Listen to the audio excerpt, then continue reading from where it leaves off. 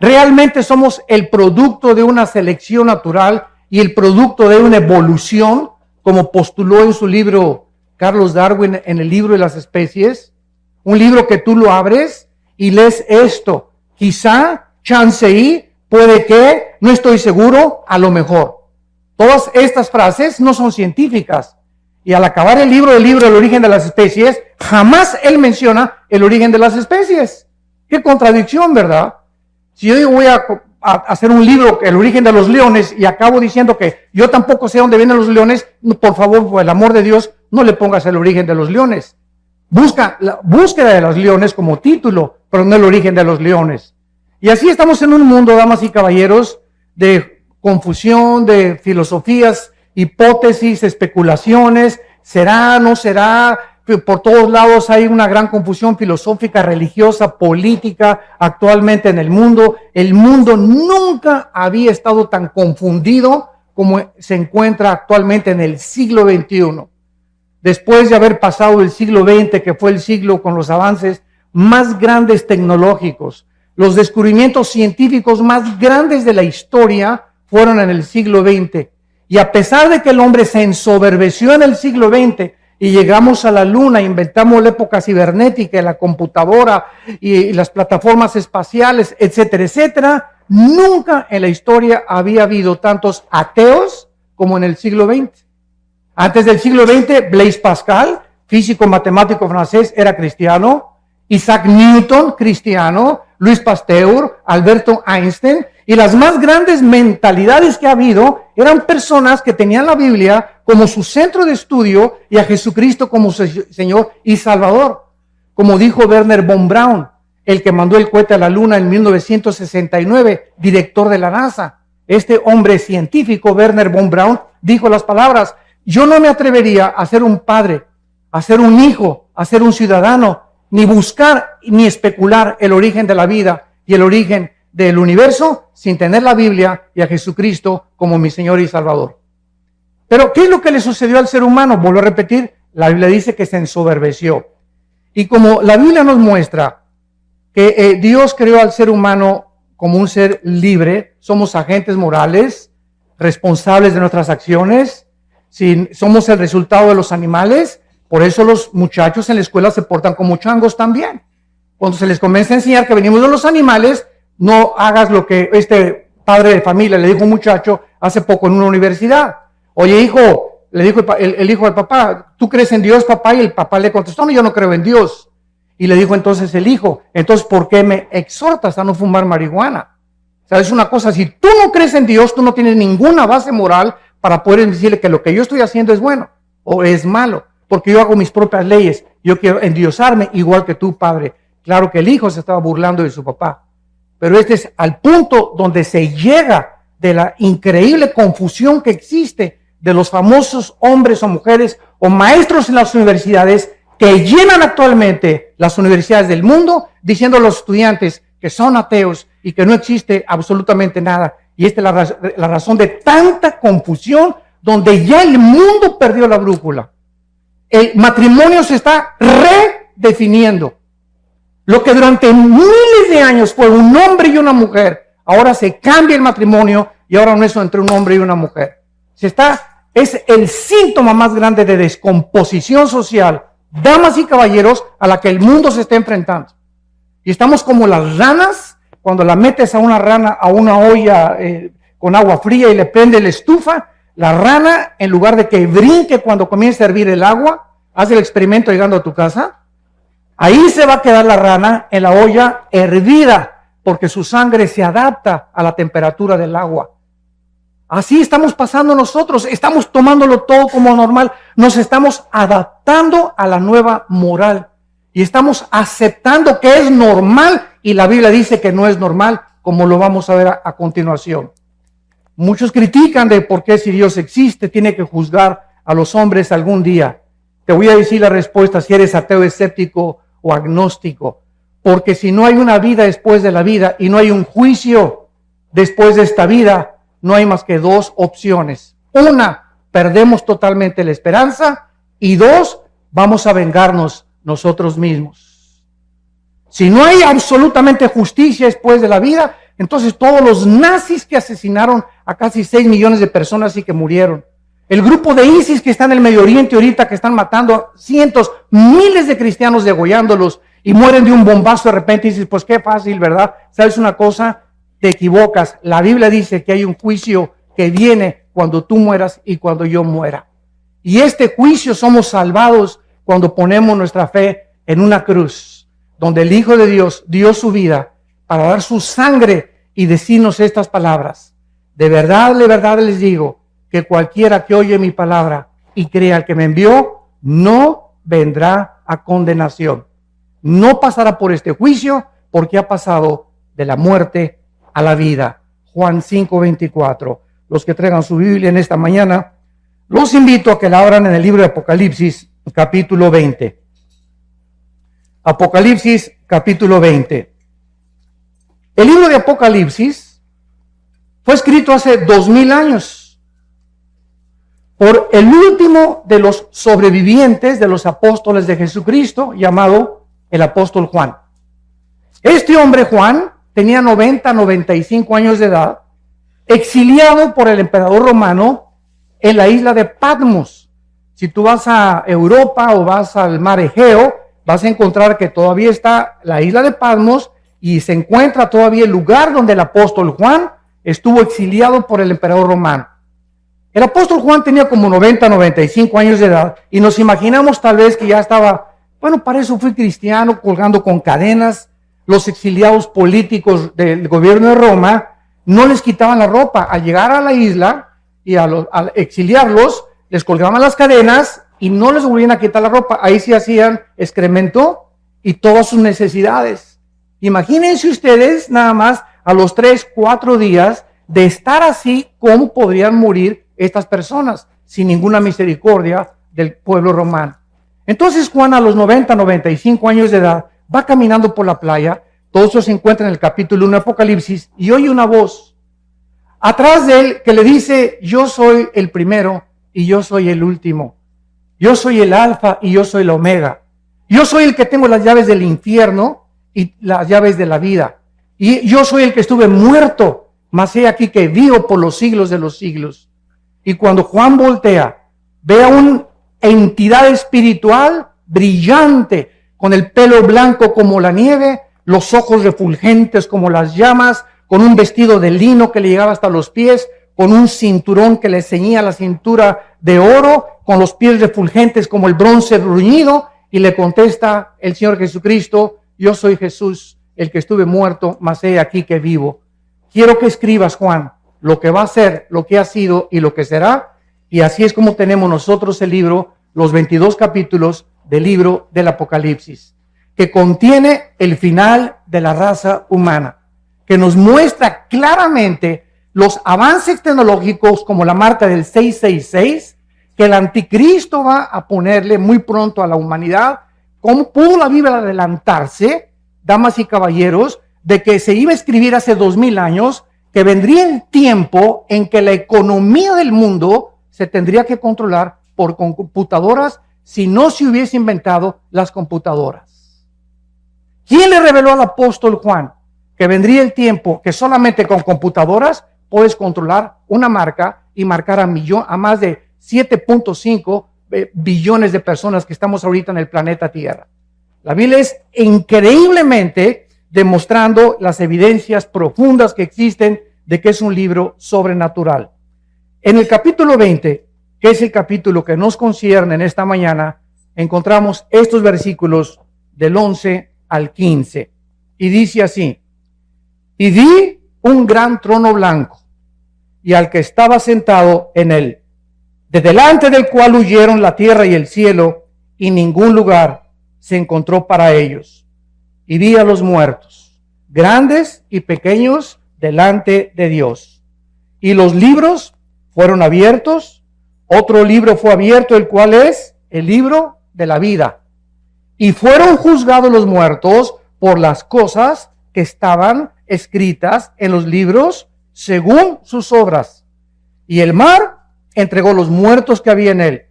La muerte y el Hades entregaron los muertos que había en ellos, y fueron juzgados cada uno según sus obras. y la muerte y el Hades fueron lanzados al lago de fuego. Esta es la muerte segunda, y el que no se halló inscrito en el libro de la vida fue lanzado al lago de fuego. Vemos nosotros que por causa de que no fuimos el resultado de una evolución, ni venimos de los animales, la Biblia nos muestra que somos criaturas racionales, agentes morales, responsables de todas las decisiones, pensamientos y palabras que hayamos hecho mientras estábamos vivos. Y por esta razón, por ser agentes morales libres, Dios nos tiene que juzgar. Porque si no hubiera un juicio y Dios no fuera el legislador de la moral, sería un monstruo de Dios. Muchas personas dicen, ¿cómo es posible que Dios haya creado el universo? Y si Dios es Dios, las clásicas preguntas de los ateos. ¿Por qué hay maldad? ¿Por qué si Dios tiene el poder de destruir al diablo, no lo destruye una vez? Y te contesto porque acabaría primero contigo. Entonces, ¿por qué estas preguntas? Simplemente porque no conocen las respuestas que están en la Biblia. Y quieren estas personas abarcar la mente de un ser completamente incomprensible, que sus pensamientos no son nuestros pensamientos, ni los caminos de Dios, ni la forma como Él actúa como tú y como yo, que tenemos cerebros de caracol, comparados con la grandiosidad, la majestuosidad y el poder infinito de Dios. Y nos ponemos con la soberbia de creer y pedirle cuentas a Dios. Y por esto y por aquello, y por esto y por aquello, que es la base del ateísmo y de la filosofía del ateísmo. ¿Por qué esto y el otro? Porque su mente no comprende estas cosas, en su bitácora concluyen, ¿verdad? Pues como yo no entiendo por qué está pasando, y si yo fuera Dios, hago a un lado a Dios y descarto a Dios de mi vida. Porque intelectualmente no puedo aceptar un Dios con estas condiciones. ¿Qué cosa más terrible? Y quiero decirles que antes de que yo fuera cristiano era ateo. Yo profesé el ateísmo durante 7 años. Y formé parte del Partido Comunista Mexicano. Y comprendí la teoría de Hegel, la dialéctica materialista.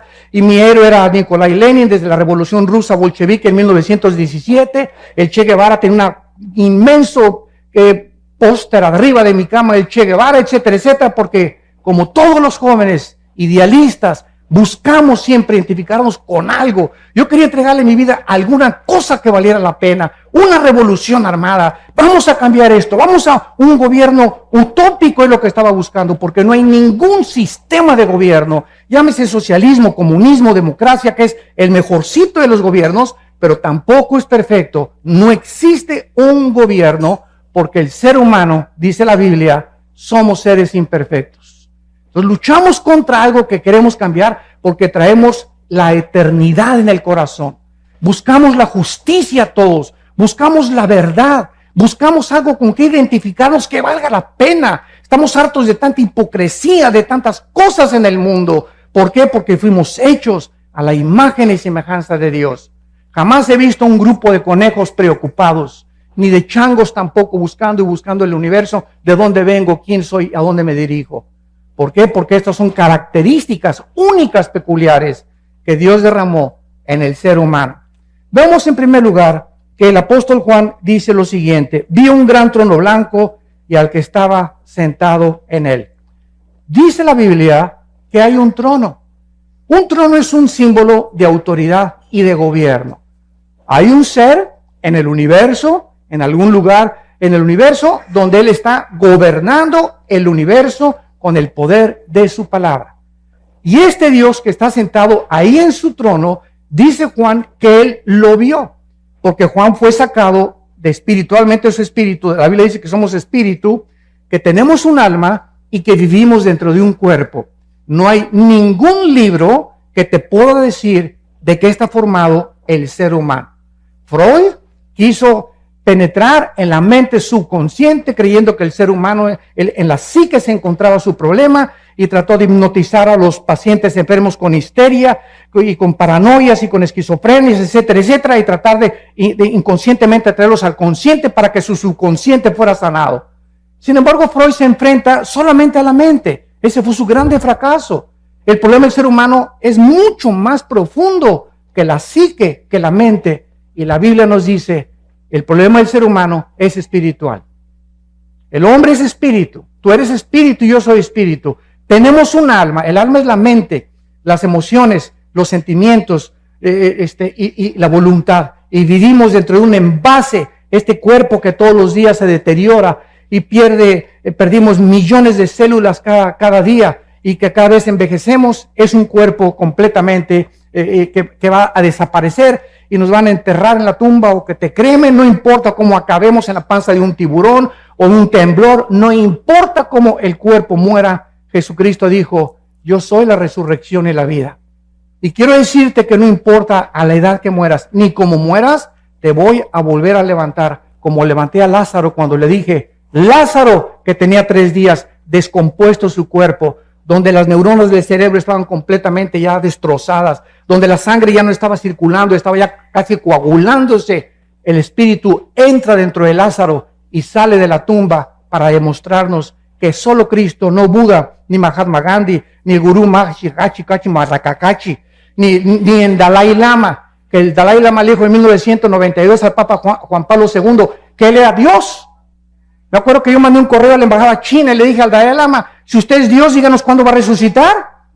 Anúncienos, si usted es Dios, tiene el pulso de la vida. Y solo hay un nombre que anunció con anticipación: el Hijo del Hombre será entregado en manos de pecadores y resucitará a los 3 días. Y así fue, cuando Él resucita, era el sello de Dios de que Él era el Hijo en el cual Dios tenía su complacencia. Y la Biblia dice: a Él oíd. Y desde ese momento, cuando yo supe eso, me di cuenta que era la única persona que valía la pena oír, y que dijo: yo soy el camino, la verdad y la vida. Había estudiado yo a Buda, a Mahatma Gandhi, al Dalai Lama, a Confucio, a Zoroastro, a los gurús, etcétera, etcétera. Había estudiado todos los líderes filósofos y religiosos que ustedes ponen a enunciar, y comparé todos los libros: el Tripitaka de Buda, el Zoroastro, los Vedas de los persas, el Corán de los musulmanes. Todos los libros sagrados los comparé con la Biblia, y a todos los líderes sagrados los comparé con Jesucristo, y ni siquiera pude atreverme a decir que había alguna comparación.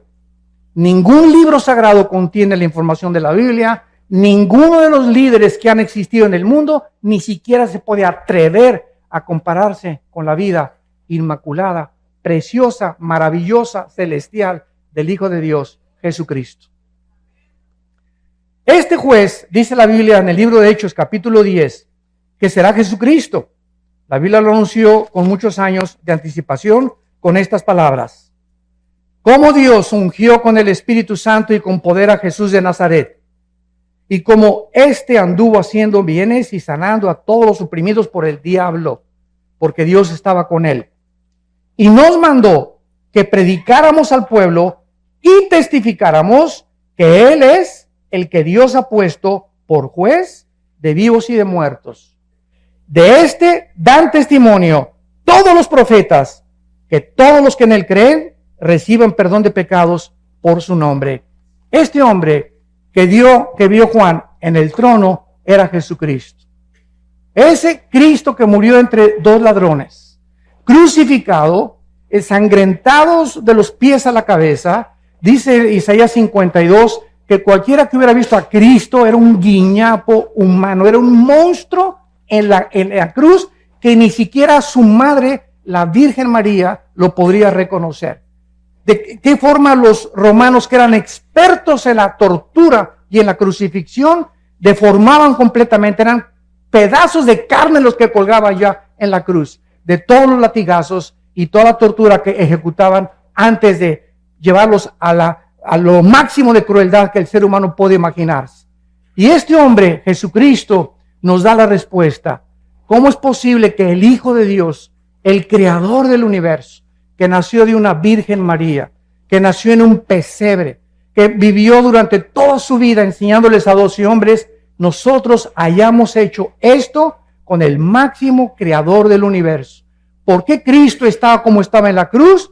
Y la respuesta nos da la Biblia: porque eso es lo que el pecado nos hace y nos convierte. El pecado nos convierte en monstruos.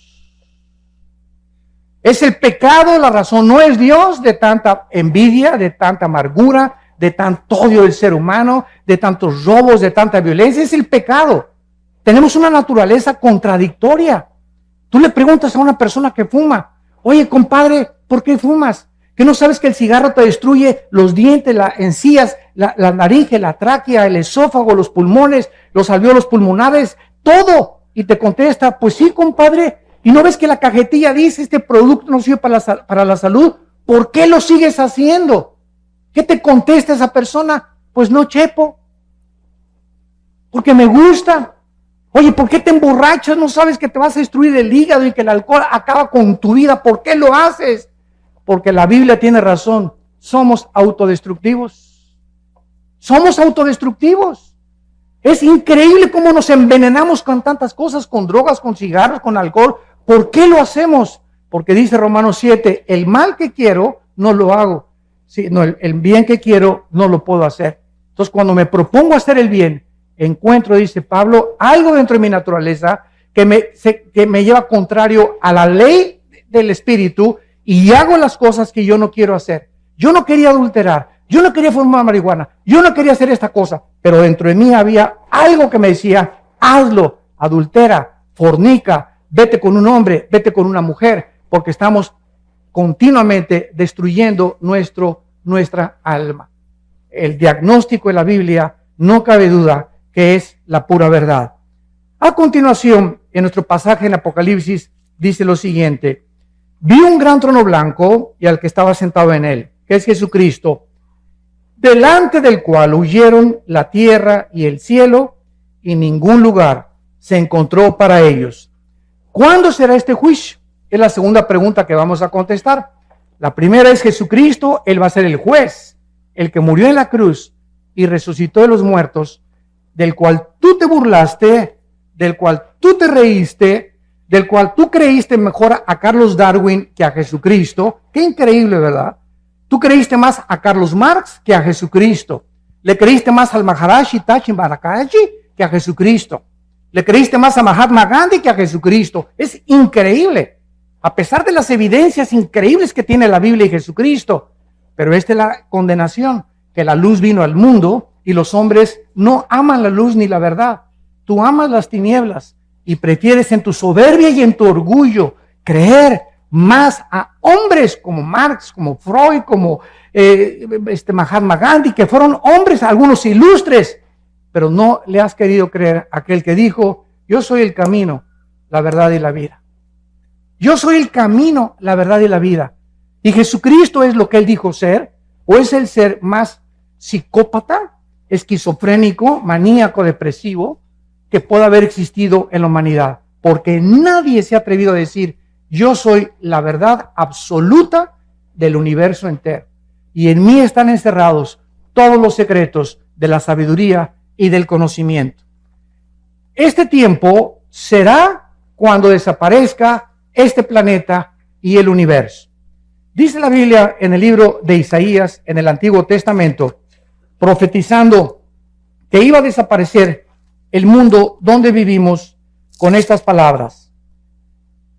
Porque aquí, Isaías 65, 17, yo crearé nuevos cielos y nueva tierra, y de lo primero no habrá memoria, ni más vendrá el pensamiento. En otras palabras, esto te contesta la pregunta, oiga, y cuando llegue al cielo, si no está mi perro Fido conmigo, ¿no lo voy a extrañar? ¿Y si no está mi abuelita conmigo? ¿Y si no están mis hijos conmigo en la otra vida? ¿Y si mi esposo y a los que yo amé se van al infierno y yo me voy al cielo?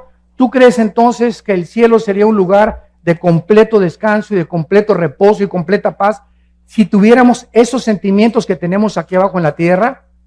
¿Por qué pensamos así? Porque creemos que vamos a tener la misma mentalidad que tuvimos aquí en el mundo. Pero cuando vayamos al cielo, Jesucristo dijo una vez que le tocaron la puerta y que estaba enseñando a sus discípulos, Señor, en la puerta está tu mamá y tus hermanos. Le tocaron la puerta y volteó Jesucristo y les dijo, ¿verdad? Pasen, les dijo que pasaran. No les dijo eso, ¿verdad? ¿Por qué su mamá y sus hermanos no entraron al estudio bíblico? ¿Por qué no entraron? ¿Por qué no se juntaban y lo seguían como lo siguieron 12 apóstoles? Entonces Jesucristo no fue a recibir a su mamá ni a sus hermanos, sino que se volteó a los discípulos y les dijo, mi madre y mis hermanos son ustedes los que hacen la voluntad de mi Padre. Entonces, en el cielo, nuestros padres y hermanos que tuvimos aquí no necesariamente van a estar con nosotros. Va a haber nuevas familias, de acuerdo a Isaías 65 y Isaías 66. Y ya no habrá más memoria de tu perro, ni de tu novia o de tu exesposa. Pero hay algo que es también importante. Las familias, de acuerdo a Isaías 65, las familias que en esta vida fueron todos cristianos y los hijos cristianos, seguiremos viviendo como familia en la otra vida. Porque dice la Biblia, tu descendencia será bendita, que son nuestros hijos. Salmo 112, versículo 2. Bienaventurada la generación de los justos, porque será bendita por toda la eternidad. Entonces, este tiempo será cuando los cielos y la tierra desaparezcan. Imagínense ustedes, ahí van a estar en este juicio todos aquellos que creían que en este mundo estaba realmente todo lo que ellos querían. Será desintegrado, se fundirán los elementos y aquí va a estar lo que tú creías. Ahí van a estar tus tierras, ahí va a estar tu droga, ahí van a estar tus amantes, todo este mundo que muchos aman y que quieren aquí poder y que quieren publicidad y que quieren aquí ser reyes y Miss Universo y Miss Colombia y diputados y gobernadores y llegan hasta la arriba de la cumbre, y mientras más alto subas sin Dios, más alto caes. Es el problema de los que llegan a la cumbre, artistas, cantantes, deportistas, llegan a la cumbre y algo les pasa. No fuimos hechos para llegar a la cumbre, para recibir tanto aplauso y tanto amor y tanto honor sin descomponernos. La naturaleza humana se descompone con los halagos, con los barberos detrás de ti. Te descomponen porque el ego es muy grande de nosotros.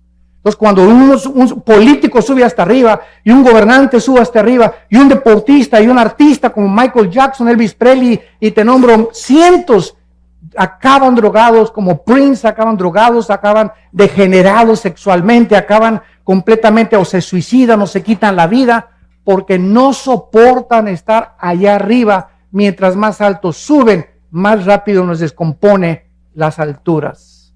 Solo Dios puede darnos el poder de llegar a algún lugar en la cumbre con Él, porque le damos la gloria a Él.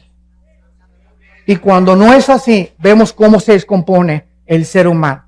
Vemos a continuación que la Biblia nos muestra que ningún lugar se encontró para los incrédulos. Estas personas van a ver en este juicio donde vivieron. Van a ver así el mundo que va a desaparecer, donde tenían su esperanza, el mundo donde se divirtieron y se burlaron de Dios, el mundo que creyeron que significaba todo para ellos. De repente, así como una burbuja de jabón, será completamente deshecho. Dice Marcos 8:34 que Jesucristo le dijo a la gente: todo el que quiera salvar su vida la va a perder, y el que pierda su vida por causa de mí y del evangelio la salvará. Porque ¿qué aprovechará el hombre si ganara el mundo y perdiere su alma? ¿De qué te sirve haber llegado a Miss Guerrero, gobernador de Guerrero, senador, diputado, presidente de la República? Dime lo que tú quieras. O haber tenido los millones que tú quieres, que crees que en el dinero se encuentra la felicidad. ¿De qué te sirve la intelectualidad o el conocimiento al que has llegado, sabiendo que mientras más sabes, menos sabes? Y más nos falta por conocer. Nada nos puede satisfacer en esta vida. Todo es vanidad de vanidades. Todo es vacío sin Dios. Nada tiene ningún propósito sin Dios, porque fuimos creados para Él. Fuimos creados para tener comunión con Él, damas y caballeros. Entendámoslo. Cualquier otra cosa siempre te dejará vacía tu alma. Vas a llegar donde tú creíste que querías llegar. Y después de eso te das cuenta que sigues vacío. Como dijo un expresidente de México, a los 65 años de edad, un año antes de morir. Como lo acaba de decir uno de los millonarios más grandes de México, que murió su esposa: soy el hombre más vacío, más triste, y no necesito nada de lo que tengo, porque siento que algo me dice en mi vida que necesito a Dios. Y unos llegan a los 70 años a Dios, otros a los 80, gracias a Dios. Pero ¿por qué tienes que llegar a esa edad sin darte cuenta que fuimos creados para encontrar a Dios?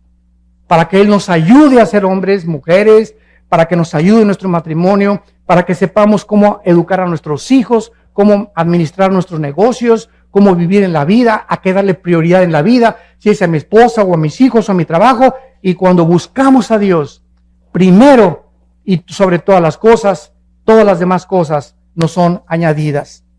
Vemos en segundo lugar, que dice Apocalipsis 20, versículo 12, y vi a los muertos, grandes y pequeños, delante, de pie ante Dios. Aquí no está hablando de los altos y los chaparritos. Cuando dice los grandes y los pequeños, está hablando que en este juicio estarán los grandes, o sea, los gobernantes, todos los presidentes que han existido en la historia, todos los dictadores que han existido en la historia, Hussein, Benito Mussolini, José Stalin, Hitler, etcétera, etcétera. Todos estos grandes hombres gobernantes, reyes, magnates, millonarios, que abusaron de su autoridad, que abusaron del pueblo, que explotaron a las naciones y a los pueblos, que fueron déspotas y tiranos, serán juzgados, dice la Biblia. Así que no tenemos por qué perder la esperanza ni por qué tomar venganza. Dios ha establecido un día en el que ha de juzgar a los vivos y a los muertos. Pero también dice a los pequeños. ¿Quiénes son estos? Los esclavos, sirvientes, trabajadores, campesinos e indígenas también. Los más exaltados y también los que están hasta abajo. Nadie se le va a escapar al juicio de Dios. Ahora, ¿sobre qué base va a juzgar Dios tu vida y mi vida? Dice el versículo 12, y fueron abiertos los libros. Y el libro de la vida, y fueron juzgados los muertos por las cosas que estaban escritas en los libros según sus obras. La Biblia dice que cuando una persona nace en este mundo, desde Adán y Eva, todos los nombres de todas las personas, desde Adán y Eva, están escritos en un libro. Hay el libro de la vida y el libro de la vida del Cordero. Son dos completamente diferentes. Y el otro libro, que es el de los registros que vamos a ver. En el libro de la vida están escritos todos los seres humanos. Todos los que rechazaron a Cristo serán borrados del libro de la vida. Todos los que en el libro de la vida han recibido a Cristo son pasados al libro de la vida del Cordero. Veamos esta verdad en Apocalipsis capítulo 13. Y dice así, en Apocalipsis capítulo 13, hablando acerca del anticristo y de todas las personas que él va a perseguir, dice el versículo 8, y lo adoraron, o sea, el anticristo, todos los moradores de la tierra, cuyos nombres no estaban escritos en el libro de la vida del Cordero, que fue inmolado desde el principio del mundo. Estuvieron escritos en el libro de la vida de Dios, del Padre, pero no en el libro de la vida del Cordero. Tú eres inscrito en el libro de la vida del Cordero cuando recibes a Cristo como tu Señor y como tu Salvador. Ahora, cuando alguna persona va a ser juzgada, vemos nosotros que vamos a ser juzgados, dice aquí, por las obras. Y estos libros, si lo notas bien, dice así: si alguno tiene oído, oiga, porque estas personas serán juzgadas por las cosas escritas según sus obras. En otras palabras, no todos los seres humanos tendrán el mismo castigo. Esto lo podemos ver en un ejemplo que Cristo hizo en Mateo capítulo 11, hablando de dos ciudades. Cristo dijo en Mateo 11, 21 al 24, ay de ti Corazín y de ti Betsaida, porque si en Tiro y en Sidón se hubieran hecho los milagros que han sido hechos en vosotras, tiempo ha que se hubieran arrepentido en silicio y ceniza. Por tanto les digo que en el día del juicio, del cual estamos hablando, será más tolerable el castigo para Sidón y para Tiro y Sidón, que para ustedes. En otras palabras, la Biblia dice que las personas, aquí está otra respuesta, que nunca oyeron hablar de Cristo. Cuando yo voy a alguna universidad, a algún seminario teológico, siempre me lanzan las mismas preguntas. ¿Y qué de las personas budistas, musulmanes, indígenas que nunca oyeron hablar de la Biblia ni de Cristo? La Biblia tiene respuestas para cada cuestionamiento intelectual. La Biblia dice que las personas, Romanos 2, del 12 al 15, que murieron sin Cristo van a ser juzgados por sus conciencias, de acuerdo a cómo contestaron a sus conciencias. Y nosotros y todos ustedes que están aquí en esta mañana y todos los que hemos oído la Biblia, seremos juzgados por este libro. Porque al que mucho se nos ha dado, mucho se nos va a pedir. Más te valió no haber venido a este desayuno. Te lo digo con todo mi corazón. Porque en el momento en que tú oyes la palabra de Dios, te haces mucho, mucho más culpable que una persona que nunca la oyó. Y esta es la condenación, que tú oyes la palabra y ves la luz delante de ti y dices, no la quiero. Hay otras personas que no tienen el privilegio que Dios te está dando en esta mañana de arrepentirte de tu vida y de tus pecados. Y la oportunidad de comenzar una nueva vida, como el testimonio que escuchamos, que solo Dios puede cambiarte. Pero las personas que nunca oyeron de Cristo serán juzgadas por sus conciencias. Por ejemplo, Sodoma y Gomorra fueron destruidas en 24 horas. El diluvio tardó 120 años, donde Noé, arrepiéntanse, 120 años Dios le dio a Noé y a esa civilización para que se arrepintieran hasta que viene el diluvio. A Sodoma y Gomorra le dio 24 horas. ¿Se dan cuenta ustedes? ¿Es Dios injusto? No. Simplemente los pecados de Sodoma y Gomorra son dos ciudades que llegaron y traspasaron donde Dios vio que no tenían regreso. Que habían llegado a tal grado su depravación sexual que si no eran detenidos y no eran extinguidos del planeta Tierra, cundiría y se expandiría por todas las ciudades el pecado de la homosexualidad. Entonces, Corazín y Betsaida fueron dos ciudades en las que Cristo estaba enfrente de ellas. Y Cristo les dice, si otras ciudades que no me oyeron hubieran oído lo que ustedes oyeron, será más tolerable, no serán castigadas tanto como los voy a castigar a ustedes. Porque al que mucho se le da, mucho se le pide. Y tú y yo somos ante Dios culpables de lo que hemos oído en esta mañana. Vemos en el versículo 13, en Apocalipsis 20, y el mar entregó los muertos que había en él. Y la muerte y el Hades entregaron los muertos que había en ellos. Y fueron juzgados cada uno según sus obras. Dice la Biblia que va a haber dos tipos de resurrecciones. Juan capítulo 5. Los que hicieron lo bueno, a resurrección de vida. Los que hicieron lo malo, a resurrección de condenación. No hay más que dos juicios.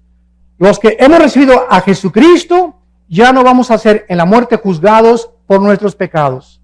Seremos juzgados por nuestras obras, nada más, sin perder la salvación. Para recompensas o rechazo de recompensas. Pero aquellos que fueron juzgados y que no resucitarán hasta la segunda resurrección, son los que menciona Apocalipsis 20, del 11 al 15, que es el pasaje que estamos estudiando. Entonces, la primera resurrección tiene varias resurrecciones.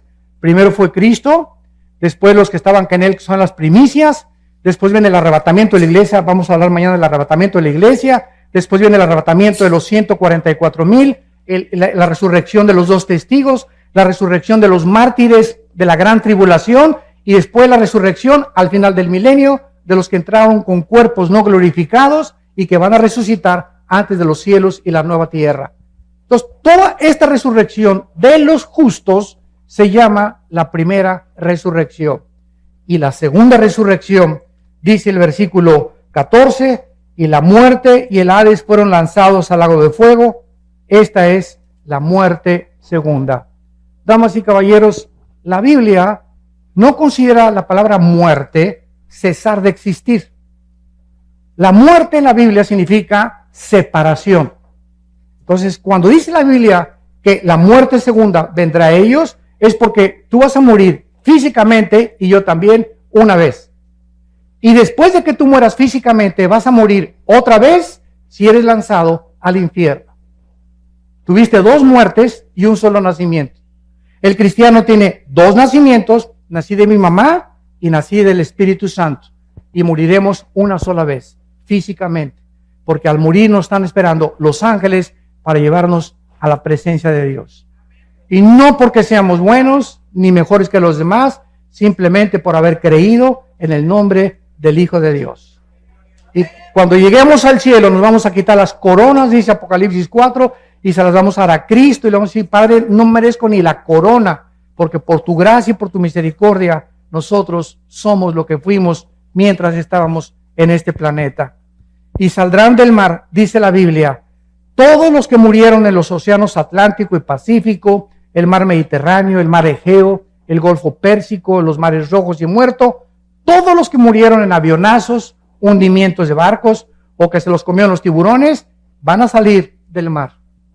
Y los demás saldrán del centro de la tierra, y dice, y la muerte y el Hades fueron resucitados y entregados a ellos y juzgados por sus obras. ¿Qué es el Hades?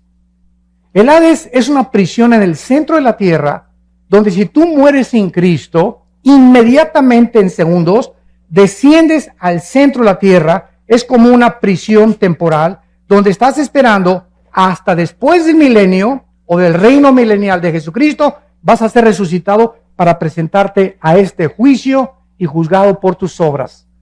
El Hades es una prisión en el centro de la tierra, donde están únicamente los espíritus de los seres humanos desde Adán hasta nuestros días que rechazaron a Dios.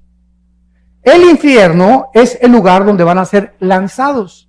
Y cuando nosotros estudiamos la Biblia, nos damos cuenta que esta profundidad o esta prisión que se encuentra en el centro de la tierra, van a salir todos los que... The magic of your love for me is my soul with destiny, that I am miracle of my dreams.